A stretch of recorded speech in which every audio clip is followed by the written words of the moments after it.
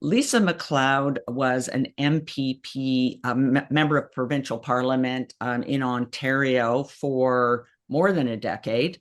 And she, a few years ago, decided to start talking about her lived experience with mental illness. So I have Lisa on the show today to talk about how she came to terms within herself. Really, I follow her on Substack. So if you want to know everything and anything about Lisa, you can go on to Substack.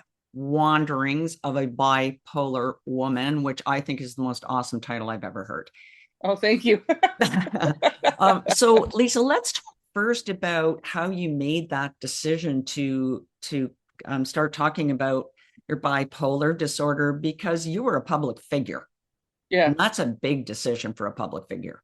Yeah, it is. It's a weird one because I sort of have a love-hate relationship with this bipolar diagnosis, and I'll tell you why. On the one hand, I'm angry for it because it makes me different. It makes me manage something, an illness similar to anybody that has diabetes or any other type of manageable yet chronic illness. And I'm angry at it because I believe that I was going to be at a place in my career in a very different place than I am right now. Now, on the other side, I kind of like having it because I've learned that I'm probably one of the most creative, dynamic people that has served in my type of career. And a large measure of it is because of the way my brain works, which is different than other people's. And as a result, it's also forced me to become much more humble, more aware of other people and their issues, and compassionate because of it. So it's sort of a double-edged sword. I know we say that about a lot of things in life, but I'm not where I thought I was supposed to be at 51, but I'm here right now at 51, and it has opened up a lot of different possibilities, despite the fact that some days I won't leave my house, and other days it really does scare me. But by and large, it's also forced me to take on some new projects. It's forced me to look more holistically at my life and my family's life. It's forced me to look at other opportunities and potential, and it's allowed me to take off the lens that you often get in politics, which is, you view things a certain way because you're in an almost a place of conformity. Well, if you're bipolar, you can't be at any level of conformity because it doesn't, our physiology just doesn't allow for it. So it's, like I said, a double-edged sword. And I've decided as a result, if I have to live with it, I have to learn about it. And while I'm learning about it, I can share with others so they can understand it too. So that's where I'm sort of at. Talk a little bit about what bipolar is in your life because, okay, I've seen you describe it as manic depression. That's what I do a lot of times with people because bipolar is, like I say to people, nobody says unipolar for depression, right? So why are we Yeah. sort of, I almost think of it as whitewashing it in a way. Yeah. But anyway, a lot of people, because people like you are talking about it, are understanding the term bipolar better, but it's hard to understand exactly what it means. Yeah.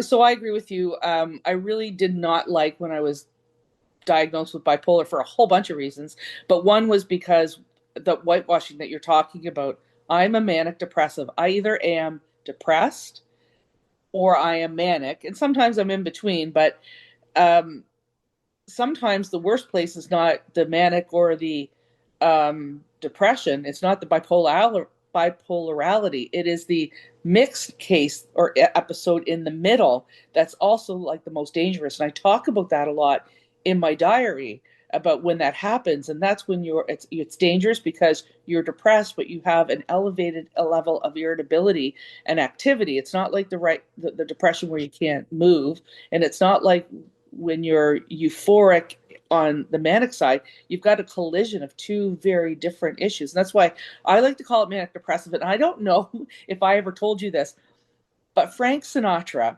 was manic depressive. And he actually said in an interview one time that he was an 18 karat manic depressive, and he wore the badge quite well. And so again, when I was diagnosed with it, I didn't really like the term because I thought it was again, I like what you said, you're not unipolar depression, although they, technically, I guess you are, but people don't talk about it. They actually say what it is. And then when I got the diagnosis, I had this interesting conversation with my psychiatrist at the hospital. He goes, well, when you go home, he goes, most doctors don't tell you to Google things, but Google it. Just Google what it is and see who's had it. And that's when I found out Frank Sinatra did. And I found out Teddy Roosevelt. And then I found out Vincent van Gogh. And then Winston Churchill. And then I thought, you know what? If him and all of them and Ernest Hemingway can have survived and succeeded as a result of their bipolarity, or as Frank would say, manic depressive, then I could have hope as well. And some of them had terrible fates, but while their time on this earth was shaping the future in their vocations, they were geniuses. And so I had to accept that there's going to be that duality in my life, but the better way to explain it, as you say, is manic depressive. Oh, it's interesting that you talk about famous people. One of the parts of bipolar disorder, and I know you have bipolar 1 disorder, as do I. Yeah.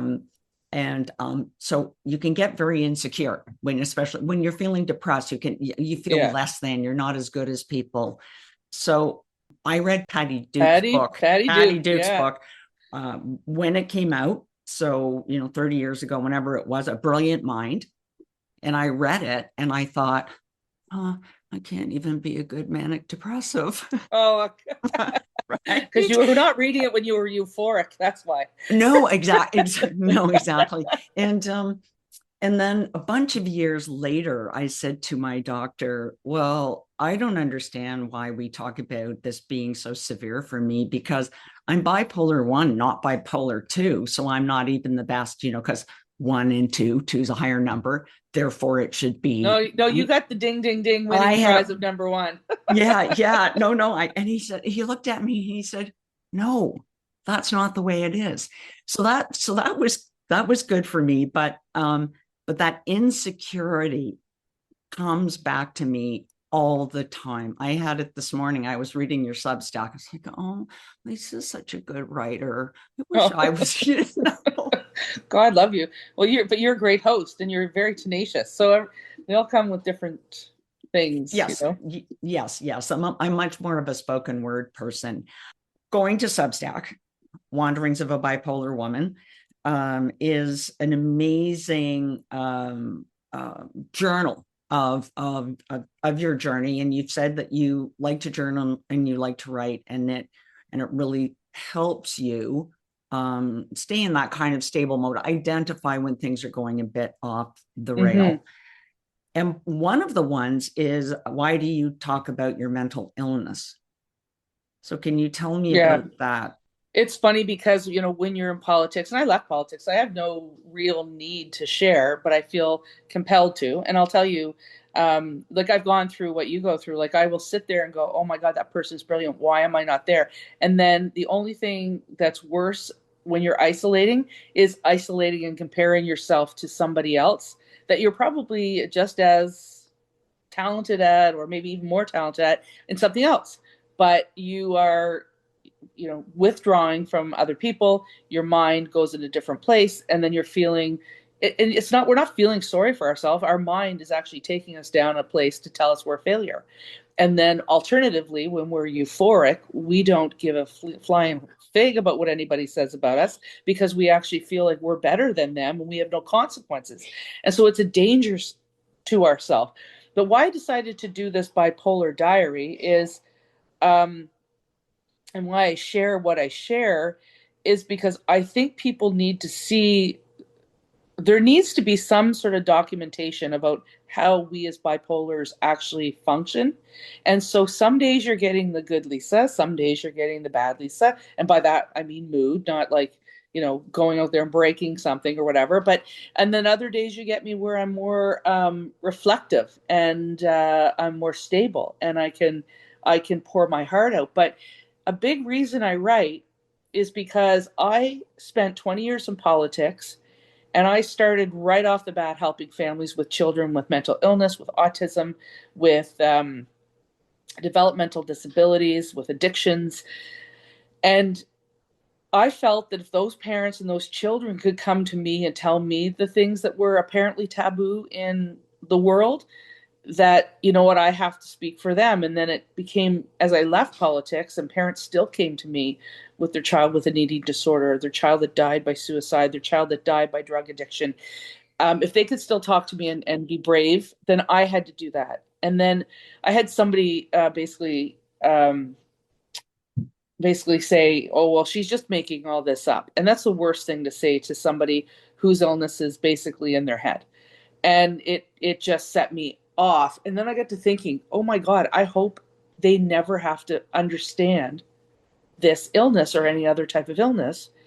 So in a way, the critic, the person that wanted to hurt me, I'm actually writing for them too, because I never want them to feel alone when they have to look at themselves in the mirror and go, oh my God, how do I tell my colleagues? How do I tell my daughter? How do I tell my neighbor that I have this disease, which is a legitimate disease? Mm-hmm. It is a medical condition.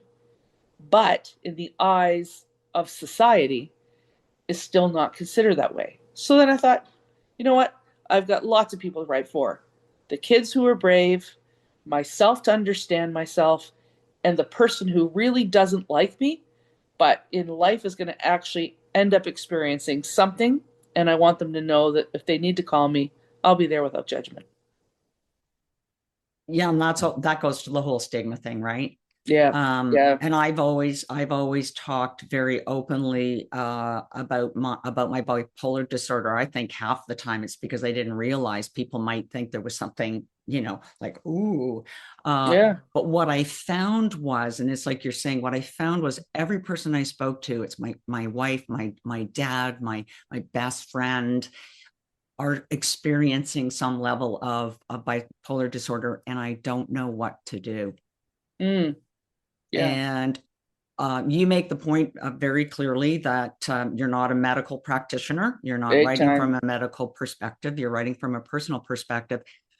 But I had a gentleman come up to me one day, and I had spoken at a family support event, and he came up to me, and he was an older gentleman, and he said, I was at family support, and I listened to what you said, and I went home, and he said, my wife's manic depressive, and he said, and I went home and I told your story, and I said to her, you need to go to a doctor, and she did, and he Wow. said, and here she is standing beside me.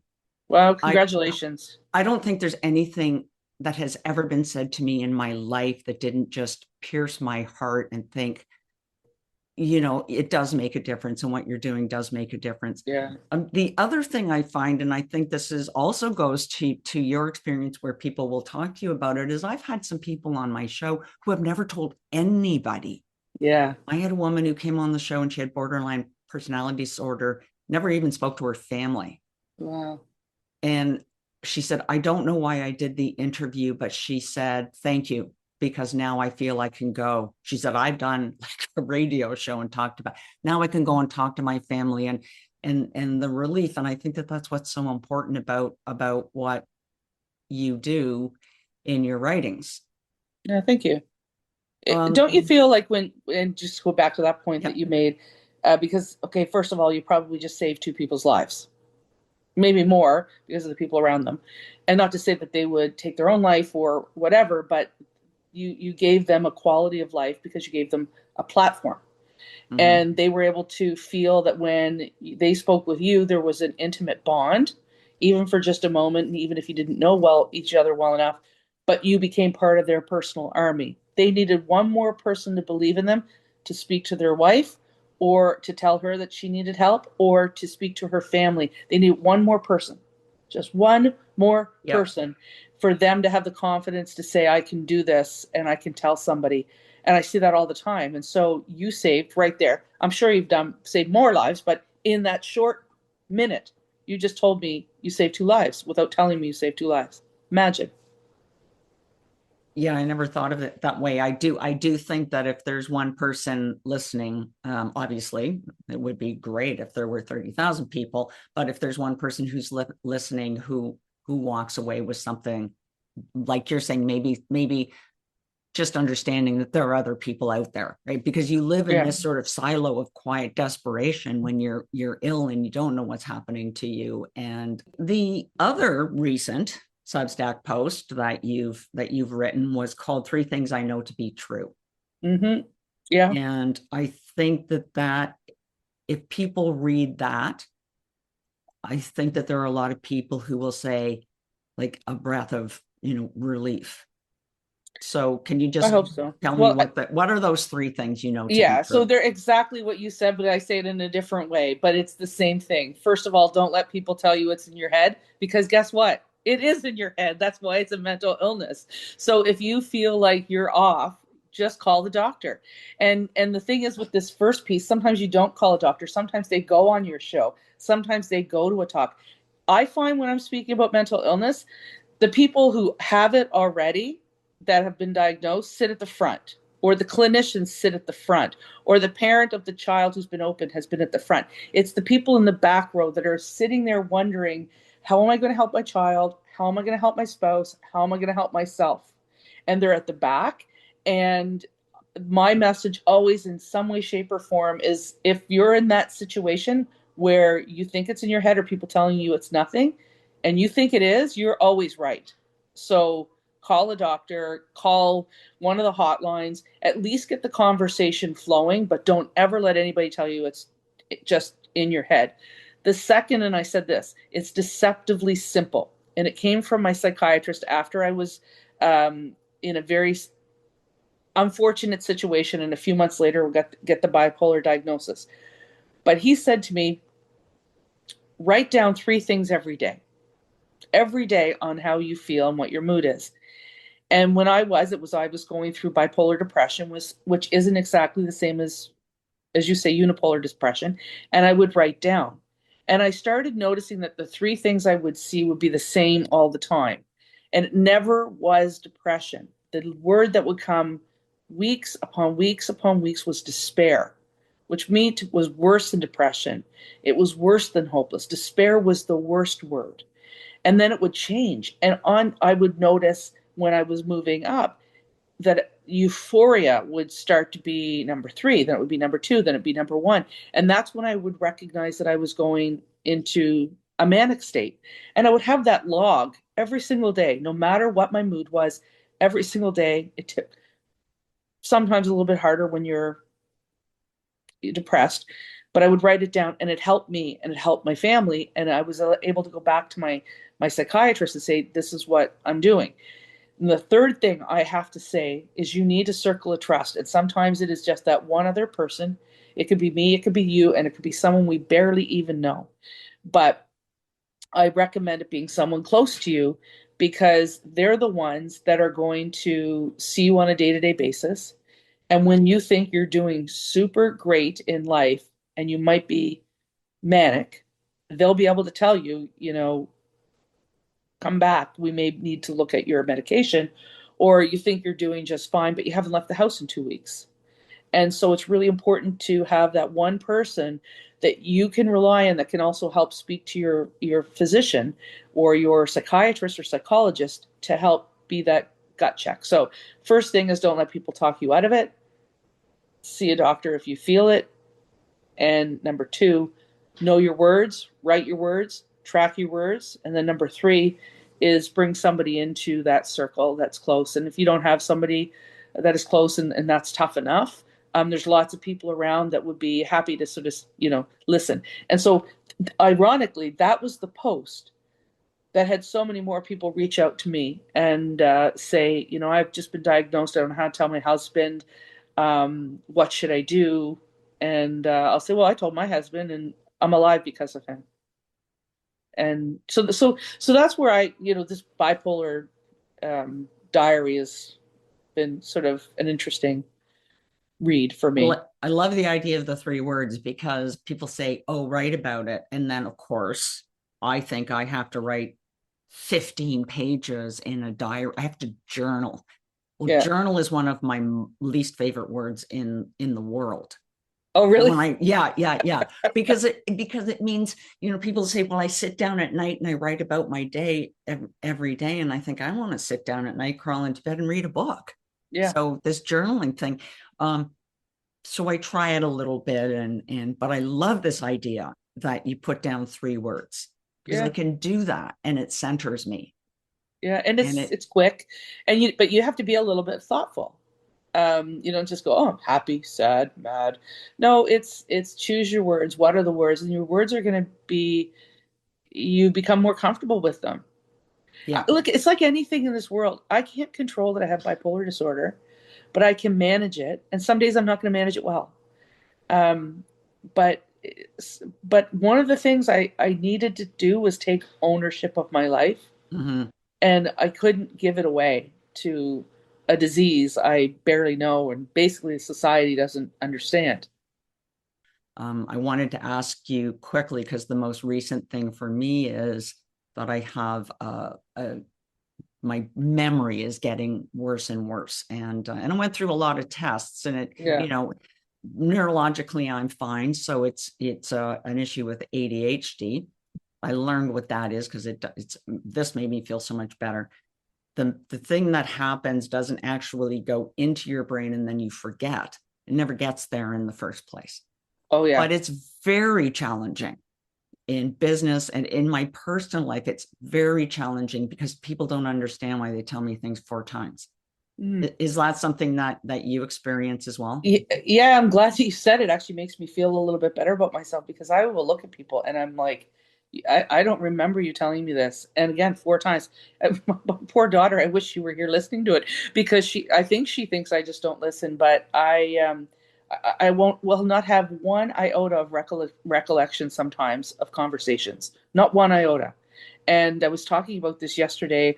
I had, lunch with Steve Paikin, formerly of the TVO, still, I guess, TVO. Everyone knows Steve. He's a wonderful person. Of course, he asks one question and he sits there because he's the best journalist in the country. You can talk for an hour and you're like, oh, wow. But it was interesting because on a few occasions I said, I have absolutely no recollection. Like, it's not even in my mind. A few of these things that, people have told me that, like, you don't ever have to worry about me. I never know if I'll remember it, in a few minutes or not. But that's a real, I don't know if it's a side effect, but I've talked to my psychiatrist about it too, because I feel like, how can at 51 years old can I be this old? Like, I've asked him actually if I have like on early onset dementia because of it. But I'm not happy to hear, but I'm comforted to hear that I'm not alone in it. So it Yeah. was actually a neurological psychiatrist. Yeah. And so everything came back normal. And she was the one who said to me, it's not getting past the head bone. Like, it's just not even getting in there. So like you were saying, it's not that there was a memory. If it's a memory that you forget, usually it's triggered a little bit if somebody says, Yeah. well, and then you'll say, oh yeah, I kind of remember that. So I felt so much better to know that Nice it's actually vindication, not right? getting past my head bone. Yeah, yeah. Lisa, we have to finish up here. We could Oh, talk no problem. forever. If you're not on Substack, it's an amazing place to be now. There's so many people to follow, friends to communicate with, but go on and immediately follow Lisa, Wanderings of a Bipolar Woman. And thank you for sharing so openly, because I know there are people out there who are still alive because of what you talk about. Thank So you so much. you can listen to all shows of Life Unscripted on 610 CKTB, your favorite podcast app, or on my website at lifeunscripted.ca.